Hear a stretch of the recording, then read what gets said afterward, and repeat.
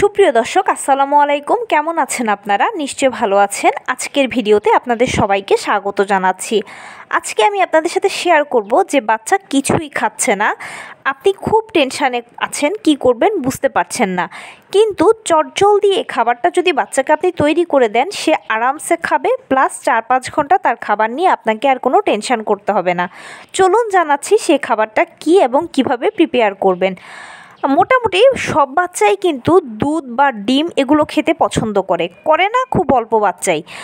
আবার অনেক বাচ্চাই কিন্তু ম্যাক্সিমাম বাচ্চা দেখা যায় যে ভাত বা রুটি এগুলো পছন্দ করে না, কিন্তু প্যানকেকটা খুব পছন্দ করে, এটা অনেক জনপ্রিয়। তো আপনি এই জিনিসটাকে সবথেকে ভালোভাবে ব্যবহার করবেন। কিভাবে ইউজ করবেন? বাচ্চা কিছুই যদি খেতে না চায় তাহলে এত টেনশন নেওয়ার কারণ নেই। আপনি বাচ্চার জন্য সিম্পলি একটা প্যানকেক বানিয়ে দেবেন, তবে সেই প্যানকেকটা একটু ভারী করে বানাবেন। ভারী মানে হচ্ছে সেখানে দুধ থাকবে, সেখানে ডিম থাকবে, কিছু বাদাম গুঁড়ো থাকবে, ড্রাই ফ্রুটস থাকবে, কলা থাকবে, এছাড়া আরও অন্যান্য ভালো কোনো উপাদান যদি আপনি মেশাতে পারেন বা মেশাতে চান তাহলে সেটা মিশিয়ে একটা প্যানকেক বাচ্চাকে তৈরি করে দেবেন। সে এটা খাবে, আরাম করে খাবে, প্লাস সে যদি একবারে পুরো প্যানকেকটা না খেতে পারে তাহলে কিছুক্ষণ পরপর ভেঙে ভেঙে হলেও খাবে। খেলতে খেলতে খেলার ছলে এসেও 2-1 পিস মুখে দেবে।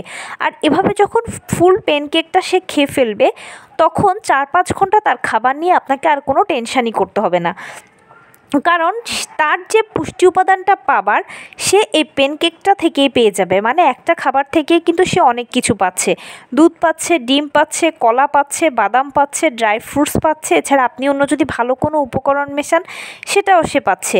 অতএব তার খাবার নিয়ে আপনার টেনশন করতে হবে না আর। তো এই ছিল আজকের ভিডিও। কেমন লাগলো বলুন? যদি ভালো লেগে থাকে ও হেল্পফুল হয়ে থাকে তাহলে প্লিজ লাইক, কমেন্ট, শেয়ার করতে একদম ভুলবেন না। আর সেই সাথে আমার চ্যানেলটিকে সাবস্ক্রাইব করার বিনীত অনুরোধ রইল। পাশে থাকা বেল আইকনটি ক্লিক করে দেবেন যেন আমি ভিডিও আপলোড করার সাথে সাথে আপনারা নোটিফিকেশান পেয়ে যান। যদি কোনো প্রশ্ন থাকে কমেন্টসে জানাবেন, আমি রিপ্লাই দেব।